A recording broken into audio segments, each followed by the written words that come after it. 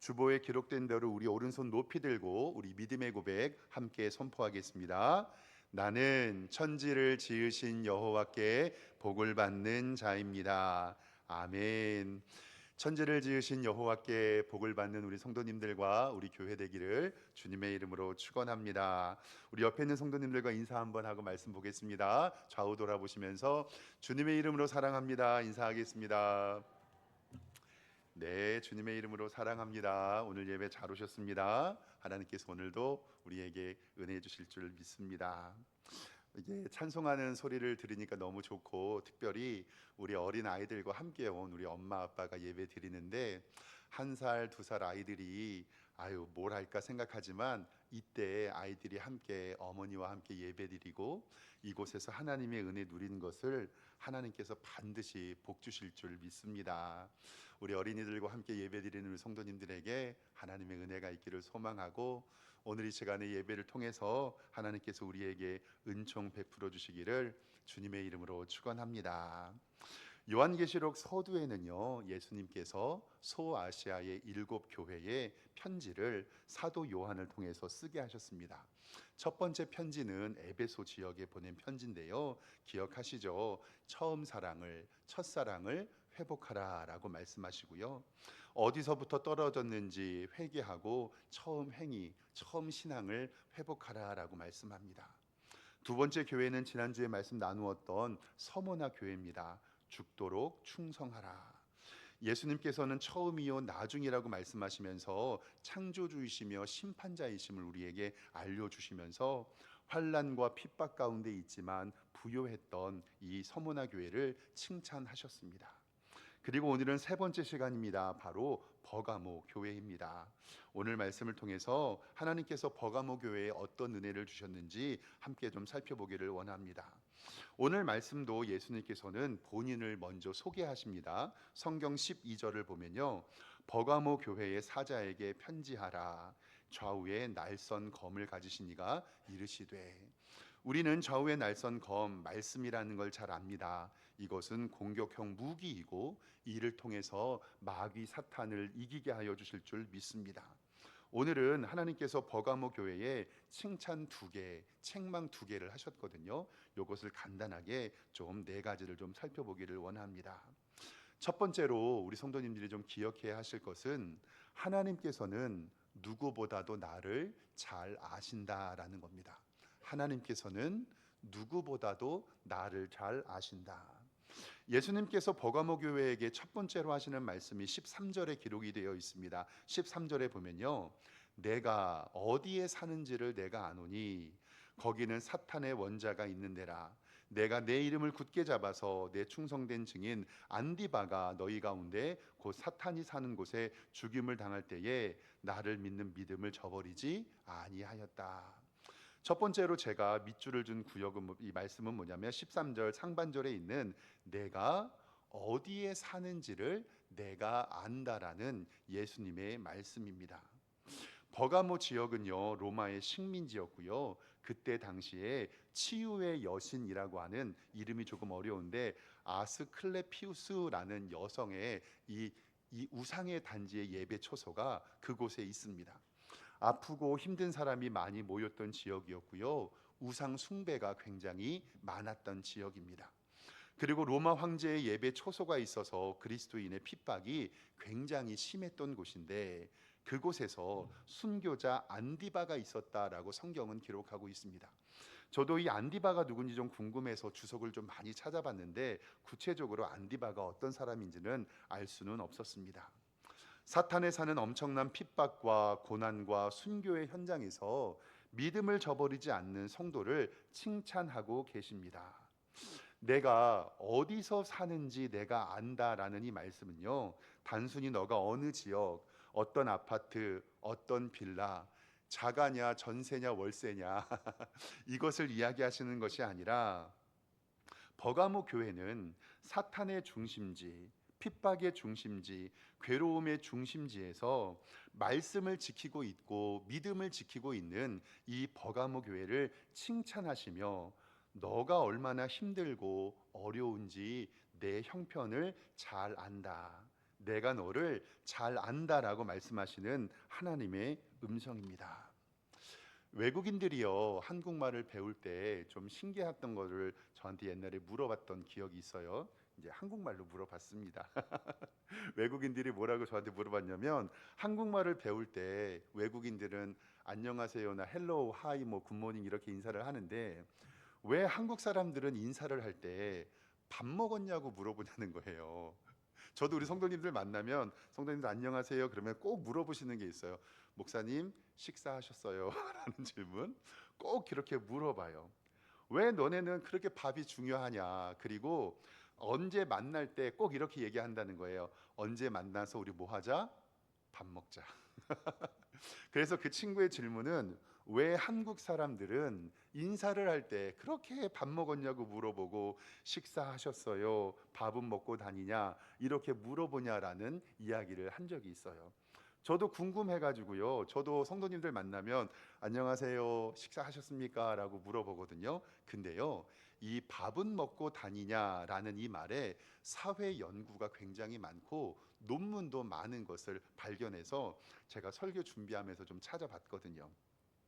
왜 한국 사회에서 밥 먹었냐라는 질문을 많이 하냐면 진짜 우리나라가 지독하게 가난할 때 정말로 이 배가 고파서 목숨을 잃었던 시절이 있었다고 하더라고요. 그때 서로의 안부를 물어봤을 때 살아있음을 묻기 위해서 밥 먹었습니까?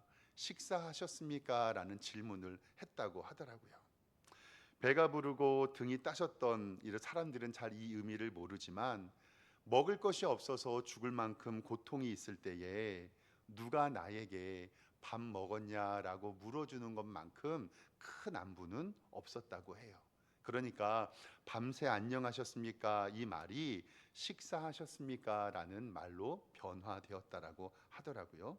말씀을 준비하면서 중국 요리 중에 짜장면 짬뽕 할 때 이 짬뽕이라는 단어 있잖아요. 저도 말씀 공부하면서 좀 배운 건데 개화기 시대에 부두에 일을 하는 중국 동포들이 있었는데 그때 그 사람들에게 아무렇게나 빨리 먹고 일해라라고 말아줬던 국수가 바로 이 음식이라고 이야기하는데 중국말로 밥 먹었니라는 말을 제가 좀 발음이 좀 나쁜데 그냥 이해해 주세요.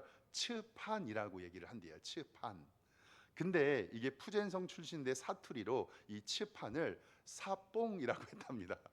그러니까 중국 사람들이 개화기 시대 때 인천항 부두에서 부산에서 일을 할 때 국수를 이렇게 말아주면서 사뽕 사뽕 이렇게 얘기하는 거예요. 이 말이 뭐냐면 너 밥 먹었니? 그러니까 그거를 우리 한국 사람들이 보러 보니까 중국 사람들이 빨간 국물에 국수를 말아주는 거를 사뽕 사뽕 가다가 뭐가 된 거예요? 짬뽕이 하더라고요. 그러니까 이 짬뽕이라는 말의 어원도 중국말로 식사하셨습니까? 라는 말이라고 하더라고요. 제가 이렇게 말씀드리는 말이 뭐냐면요. 지금 예수님께서 버가모 교회에게 짬뽕이라고 얘기하시는 거예요. 밥 먹었니? 어떻게 지내니? 너 살아는 있니?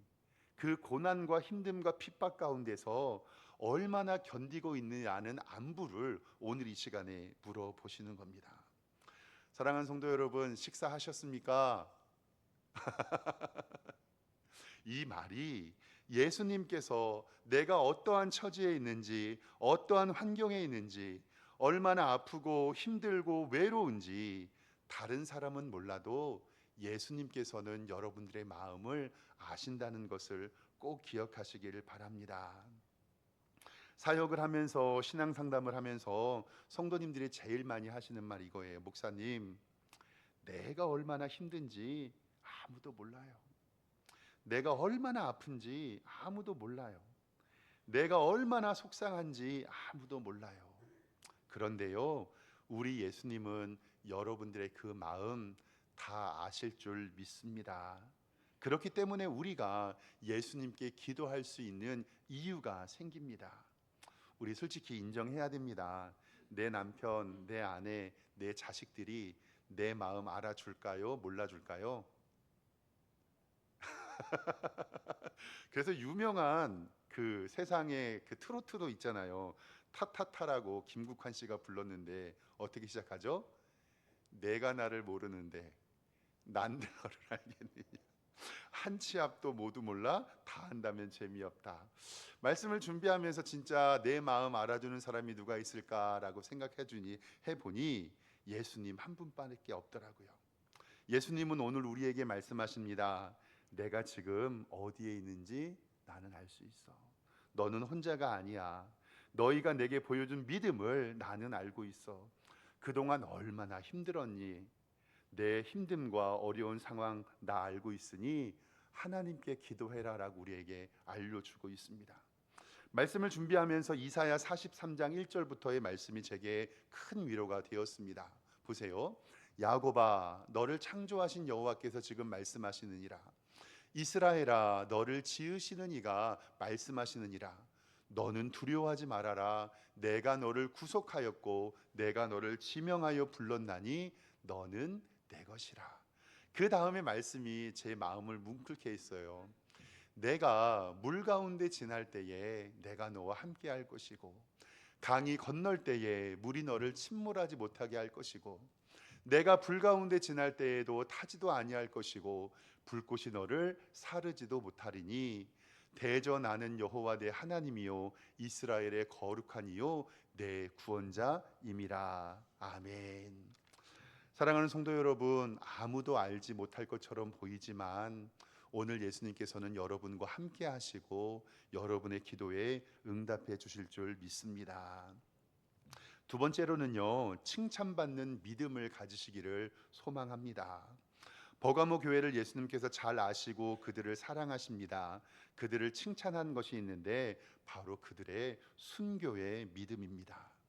그곳에는 사탄의 권자가 있고 로마의 핍박이 있음에도 그들은 믿음을 굳게 지켰습니다. 13절 하반절 말씀인데요. 너희들이 내 이름을 굳게 잡아서 내 충성된 증인 안디바가 너희 가운데 곧 사탄이 사는 곳에 죽임을 당할 때에도 나를 믿는 믿음을 저버리지 아니하였다라고 성경은 기록합니다. 즉 예수님의 이름을 굳게 잡았고 충성된 증인이었으며 순교할 때도 믿음을 굳게 지켰다고 이 교회를 칭찬하고 계십니다. 우리가 이 세상을 살아가면서 우리의 목숨, 우리의 생명보다 중요한 것은 없습니다. 예수님을 위하여 목숨을 내놓은 것을 우리는 순교라고 하는데 이게 쉬운 일이 아닙니다. 지난주 시간에 서대문 형무소에서 우리 목사님들이 일제강점기에 고문당했던 이야기를 사진으로 좀 보여드렸는데요. 손양은 목사님, 주기철 목사님, 6.25 때 문준경 전도사님, 우리 성도님들이 잘 아는 순교자인 줄 압니다. 근데 어떻게 이들이 이렇게 목숨을 버리면서까지 순교가 가능했을까 조금 고민해 보았습니다. 지난주에 말씀 나누었던 서머나 교회에 폴리캅이라는 목사님, 그때는 교부라고 불렀는데요. 그 목사님이 계셨어요. 사도 요한의 직계 제자였고 아마도 이 편지의 수신인이었다라고 신학자들은 생각하고 있습니다. AD 100년경에 로마의 박해는 엄청 심했고 이 폴리캅 교부님께서 이 성도들 11명과 함께 잡혀서 원형 경기장에 사자의 먹이로 이제 보내게 됩니다. 그 사람들의 볼거리로 통치 수단으로 삼았는데 그때 폴리캅 주교도 잡히게 되지요. 어렸을 때부터 친구였던 스타티우스는 그를 살리기 위해서 이렇게 얘기를 해요. 너 이제 오래 살았으니까 한 번만 예수님 모른다고 해라. 그리고 예수님 안 믿는다고 하면 너 살 수 있어. 너 예수님 모른다고 해라. 화면 잠깐 보시면 폴리캅이 마지막에 유언으로 이렇게 얘기를 해요. 86년간 나는 그분을 섬겨왔고 그분은 나를 한 번도 모른다고 한 적이 없는데 내가 어떻게 나의 주님을 모른다고 한단 말입니까? 나는 주님을 모른다고 할 수 없네. 이 고백을 한 다음에 원형 경기장에서 사자의 먹이로 죽이려고 했었는데 경기가 맞춰져서 죽일 수 없어서 이 11명을 화형시키기로 하고 폴리캅 이 주교는 화형당해서 죽게 됩니다. 그리고 나서 다음 화면 보시면은요, 기둥에 못을 박으려고 했던 이 군중들에게 나를 이대로 두십시오. 주님께서 나에게 이 불길 속에서도 움직이지 아니하고 살아있을 힘을 주실 것입니다라고 말씀을 했습니다. 그리고 이렇게 기도하고 하나님 앞에 죽임을 당했습니다. 다음 화면 보시면, 오 주님 전능하신 하나님, 우리는 예수 그리스도를 통하여 당신에게 대한 온전한 지식을 받았습니다. 주께서 이날 이 시간 저를 값있게 여기사 영원한 생명의 부활에 이르도록 당신의 순교자들의 숫자에 참여하고 그리스도의 잔에 동참할 수 있게 하여 주심에 감사합니다 라고 이렇게 마지막 고백을 하고 순교를 당했습니다. 이렇게 믿음의 선배들이 이렇게 순교할 수 있는 이유는 무엇일까요? 그것은 바로 천국의 소망 때문에 그렇습니다. 우리의 일생이 여기에서 마무리된다면 우리의 죽음의 가치, 순교의 가치는 없습니다. 그러나 우리의 죽음은 끝이 아니라 영원한 하늘나라의 입성임을 믿음의 선배들도 아셨습니다. 사랑하는 성도 여러분, 우리는 이 땅에서의 삶이 끝이 아니라 영원한 하늘나라가 있음을 반드시 기억하시기를 주님의 이름으로 축원합니다. 로마서 8장 18절에는 이렇게 기록합니다. 생각하건대 현재의 고난은 장차 우리에게 나타날 영광과 비교할 수 없도다. 요한계시록 21장 4절에는 모든 눈물을 그 눈에서 닦아주시니 다시는 사망이 없고 애통하는 것이나 곡하는 것이나 아픈 것이 다시 있지 아니하리니 처음 것들은 다 지나갔음이러라 라고 우리에게 말씀하고 있습니다. 사랑하는 성도 여러분, 예수 그리스도의 이름 붙잡으며 충성되이 봉사하며 하나님 앞에 순교의 믿음 가지시기를 주님의 이름으로 축원합니다. 세 번째로는요, 우리 성도님들 하나님만 섬기는 믿음 가지시기를 소망합니다. 순교의 신앙을 가졌는데 이 교회가 책망당할 일도 있었습니다. 오늘 성경 말씀 성경 14절 보겠습니다. 14절에 보면 이렇게 기록됩니다. 그러나 내게 두어 가지 책망할 것이 있나니 거기서 내게 발람의 교훈을 지키는 자들이 있고 발람이 발락을 가르쳐서 이스라엘 자손 앞에 걸림돌을 놓아 우상의 제물을 먹게 하고 또 행음하게 하였느니라 라는 말씀이 기록되어 있습니다. 한 교회에 순교의 신앙과 우상을 섬기는 일이 같이 있었습니다. 발람과 발락 이야기는요, 구약성경 민수기에 나오는데 이스라엘 백성들이 출애굽하면서 모압 평지에 이를 때에 모압의 왕이었던 발락이 발람 선지자들을 돈으로 사서 그들을 저주해달라고 부탁을 합니다. 그런데 하나님께서 관건으로 역사하셔서 그들을 축복하게 되는 이야기 우리 성도님들도 아실 겁니다. 그때 나귀의 입을 열어서까지 하나님께서는 그 일을 가게 하셨죠. 즉 하나님의 교회 안에서도 거짓 선지자와 세상의 풍속을 따르는 문화가 있다는 것을 오늘은 성경은 이야기하고 있습니다. 교회가 세상의 풍속을 따르고 혼합주의적 성격을 띄우는 것을 말합니다. 즉 하나님을 섬기지만 우상을 섬깁니다. 쉽게 말해서 예수 믿는 사람이 점쟁이를 찾아가는 것과 똑같습니다. 사랑하는 성도 여러분, 예수님 믿는 사람 점 보면 됩니까? 안 됩니까? 안 됩니다. 절대 안 됩니다. 제가 청년 때 유행했던 세상 노래가 하나 있는데요, 우리 성도님들께 한번 말씀드렸던 경험이 있는데 오빠 나만 바라봐라는 노래가 있어요. 성도님들도 한 20년 전에 들으면 아셨을 텐데 저는 요 노래 부를 때 친구들끼리 장난치면서 오빠 나만 바라봐 이 만자를 도로 바뀌어서 막 부르고 그랬거든요. 근데 그렇게 되면 오빠 나만 바라봐가 어떻게 되죠? 오빠 나도 바라봐. 그러면 노래가 웃겨지잖아요. 근데 이것을 알고 있다가 주만 바라볼지라라는 찬양이 있어요. 주만 바라볼지라. 근데 자꾸 그게 생각나는 거예요. 이게 주만 바라본다 해서 이 만자를요 도로 바꾸면요 주만 바라볼지라가 아니라 어떻게 되죠? 주도 바라. 진짜 웃겨져요. 사랑하는 성도 여러분, 진짜 우리의 신앙은 주님만 바라보는 것이 우리의 신앙이지 주도 바라보는 것은 우리의 신앙이 아니라는 거예요. 오늘 성경의 교훈은요 발람의 교훈과 그리고 바르지 못하는 교훈과 니골라당의 교훈이 하나님의 교회에 있었다라고 이야기를 합니다. 그런데 우리가 꼭 기억해야 할 것은 출애굽기 20장 1절 말씀에 우리에게 분명히 말씀합니다. 하나님이 이 모든 말씀으로 말씀하여 이르시되 나는 너를 애굽 땅 종되었던 집에서 인도하여 낸 내 여호와 하나님이라. 너는 나 외에는 다른 신들을 내게 두지 말라라고 이야기를 합니다. 그리고 15절 말씀에 이와 같이 내게도 니골라당의 교훈을 지키는 자리 있다. 즉 하나님의 교회 안에 발람과 발락의 교훈, 니골라당의 교훈을 지키는 자리 있다라고 이야기를 합니다. 요즘에 목사님들 사이에서 조금 이슈가 되는 것은 뭐냐면 세상에 있는 포괄적 차별 금지법에 대해서 많이 이슈가 되고 있습니다. 얼마 전에 올림픽도 그랬고요. 국제 스포츠 경기가 있을 때 이 남자의 이 사람의 DNA를 조사하면 남자예요. 근데 이 사람이 자기는 여자라고 주장을 해요. 그리고 나서 금메달을 땄어요. 그러면 내 육체는 DNA는 남자인데 자기가 여자라고 주장을 해요. 그러면 이 사람은 남자입니까? 여자입니까? 세상은요, 내가 남자이지만 여자라고 주장하면 여자라고 해준다는 거예요.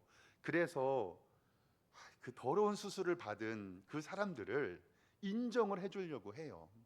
근데 제가 이 말씀을 왜 드리냐면 저도 궁금해서 차별금지법을 좀 찾아봤어요. 그리고 10월 달에는 한국 교회 전체가 모이는 집회도 있거든요. 뭐냐면 보세요. 우리는 성별과 인종과 나이와 장애와 외모와 출신과 국적과 가족의 형태와 학력과 종교에 대해서 차별받을 수 없다는 거예요. 맞죠?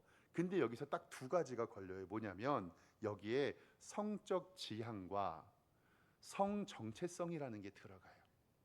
근데 이것을 인정하는 순간 어떻게 되냐면 우리는 분명히 성경을 통해서 믿잖아요. 창세기 1장 27절 말씀에 어떻게 기록이 되어 있냐면 보세요. 하나님이 자기의 형상 곧 하나님의 형상대로 사람을 창조하시되 누구와 누구를 창조하셨다고요? 남자와 여자를 창조하시고 세 번째 성이 어디 있고 세 번째 젠더가 어디 있습니까? 그리고 로마서 1장 24절 말씀에 2000년 전에 이 시대와 똑같아요. 하나님의 말씀이니까 제가 그대로 읽어드릴 텐데 다 뜻은 아실 거예요. 보세요. 하나님께서 그들을 마음의 정욕대로 더러움에 내버려 두사 그들의 몸을 서로 욕되게 하려 하셨으니 2000년 전에도요. 이는 그들이 하나님의 진리를 거짓으로 바꾸어서 피조물을 조물주보다 더 경배하고 섬겨요. 피조물을 조물주보다 더 경배하고 섬기는데 다음 말씀 보면요. 보세요. 하나님께서 그들을 부끄러운 욕심에도 내버려 두셨으니 곧 그들의 여자들도 순리대로 쓸 것을 바꾸어 영리로 쓰며 그와 같이 남자들도 순리대로 여자 쓰기를 버리고 서로 향하여 음욕이 불일 듯하매 남자가 남자와 더불어 부끄러운 일을 행하여 그들의 그릇됨에 상당한 보응을 그들 자신이 받았느니라. 더러워가지고요 말도 하기 싫은데 여자가 그들의 쓸 것을 바꾸어 영리로 쓰고 남자도 술대로 자기의 쓸 것을 바꾸어 영리로 쓰고 남자가 남자와 더불어 부끄러운 일을 행하여 그들의 그릇 때문에 상당한 보응을 그들이 자신이 받았노라. 사랑하는 성도 여러분, 하나님께서는요 남자와 여자를 창조하셨고 또 하나의 성을 주신 적이 없고요 그들의 다른 성 정체성을 우리에게 주신 일이 없습니다. 이것을 진보와 개방성이라는 것으로 하나님의 교회 안에 발람의 교훈과 니골라당의 교훈으로 가르치는 이들이 있고요. 만약에 이러한 법이 통과되면 교회 안에서 이것을 못 가르치게 될 수도 있거든요. 정말 우리 성도님들과 함께 기도했으면 좋겠습니다. 개방과 진보라는 이름으로 하나님의 말씀을 거역하는 것은 바른 것이 아닙니다. 우리는 하나님의 말씀을 굳건히 지키며 발람의 교훈과 니골라당의 교훈을 항상 조심해야 할 줄 믿습니다. 그리고 마지막 네 번째로는요, 우리가 성도가 해야 할 것은 회개밖에 없다는 것입니다. 오늘 16절에 그러므로 회개하라, 그리하지 아니하면 내가 내게 속히 가서 내 입의 것으로 그들과 싸우리라 라고 말씀합니다. 더 이상 악한 자들을 교회에서 용납하지 말고 돌아오고 예수님과 세례요한이 사역을 시작하면서 선포한 말씀, 회개하라, 천국이 가까웠니라는 말씀이 우리 가운데 이루어지기를 소망합니다. 예수 그리스도를 믿고요, 우리의 삶의 전인격적으로 나타나는 것이 바로 이 회개입니다. 저는 우리 성도님들의 삶에 이런 회개의 은혜가 넘치기를 소망합니다. 요한일서 1장 8절의 말씀은 이렇게 기록이 되어 있습니다. 만일 우리가 죄 없다고 말하면 스스로 속이고 또 진리가 우리 속에 있지 아니하다. 만일 우리가 우리 죄를 자백하면 그는 미쁘시고 의로우사 우리를 모든 죄에서 사하실 것이고 우리를 모든 불의에서 깨끗하게 하실 것이라. 아멘. 허물과 죄로 죽었던 우리의 인생이 죄를 안 지을 수는 없습니다. 왜냐하면 우리는 본질상 진노의 자녀인 죄인이기 때문입니다. 그런데 사랑하는 성도 여러분, 꼭 기억해야 하실 것은 우리는 죄를 지어서 망하고 죄를 지어서 죽는 것이 아니라 회개하지 않아서 망한다는 사실은 성경이 우리에게 알려주고 있습니다. 우리가 잘 아는 가룟 유다는요, 예수님을 은30에 팔았습니다. 그리고 자신이 목매달아서 양심의 가책을 느껴 자살하였고 그 속이 터져서 죽었다라고 성경은 기록하고 있습니다. 근데 여기에서 우리가 꼭 기억해야 할 것은 뭐냐면 가룟 유다가요 망한 것은 죄를 지어서 망한 것이 아니라 무엇하지 않아서 회개하지 않아서 망했다라는 것이에요. 우리의 죄가 주홍같이 붉을지라도 우리의 죄를 용서를 구하고 회개하면 예수님께서는 우리의 죄를 용서해 주심을 우리는 믿습니다. 이렇게 회개하지 않아서 망했던 사람이 있는가 반면에 하나님 앞에 엄청난 죄를 지었음에도 불구하고 하나님께 회개하여 은혜 받은 성도가 바로 다윗 왕입니다. 시편 51편에 다윗이 밧세바와 동침한 후에 선지자 나단이 왔을 때 이렇게 하나님 앞에 기도했던 것이 성경에 기록되어 있습니다. 하나님이여, 주의 인자를 따라 내게 은혜를 베푸시고 주의 많은 긍휼에 따라 내 죄악을 지워 주시옵소서. 나의 죄악을 맑게 씻기시며 나의 죄를 깨끗이 제하소서. 무릇 나는 내 죄가를 아오니 내 죄가 항상 내 앞에 있습니다. 내가 죄악 중에 출생하였고 어머니가 죄 중에서 나를 잉태하였습니다. 우슬초로 나를 정결케 하시고 내가 정하립니다. 나의 죄를 씻어주소서. 내가 눈보다 희리이다. 주의 얼굴을 내 죄에서 돌이키시고 내 모든 죄악을 지워주소서. 하나님이여, 내 속에 정한 마음을 창조하시고 정직한 영을 새롭게 하소서. 나를 주 앞에서 쫓아내지 마시며 주의 성령을 내게 거두지 마소서. 주의 구원의 즐거움을 내게 회복시켜 주시고 자원하는 심령을 주사 나를 붙들어 주시옵소서. 사랑하는 성도 여러분, 우리가 하나님 앞에 회개할 때 하나님께서는 우리를 용서하여 주시고 우리를 회복시켜 주실 줄 믿습니다. 그리고 이제 마지막으로 17절에 이렇게 말씀합니다. 17절 말씀을 보면요, 귀 있는 자들은 성경이 교회들에게 하시는 말씀을 들을지어다. 이곳에 있지만 누구는 듣고 누구는 듣지 않는다는 말씀이에요. 우리 성도님들은 성령이 교회들에게 하시는 말씀을 깊이 들으실 수 있기를 소망합니다. 이기는 그에게는 내가 감추었던 만나를 주고, 요한복음의 만나는 영원한 생명의 떡인 예수 그리스도를 의미합니다. 그리고 흰돌을 준다라고 성경을 이야기하는데, 이 흰돌은 당시 재판장이 무죄를 증명할 때 흰돌을 주었거나 아니면 초대장으로 사용되거나 당첨의 의미로 흰돌을 주었습니다.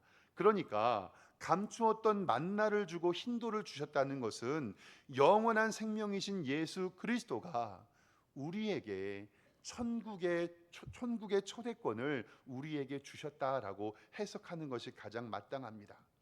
그들 위에 새 이름을 기록한 것이 있나니 받는 자에게는 그 이름을 알 사람이 없느니라라고 우리에게 말씀하고 있습니다.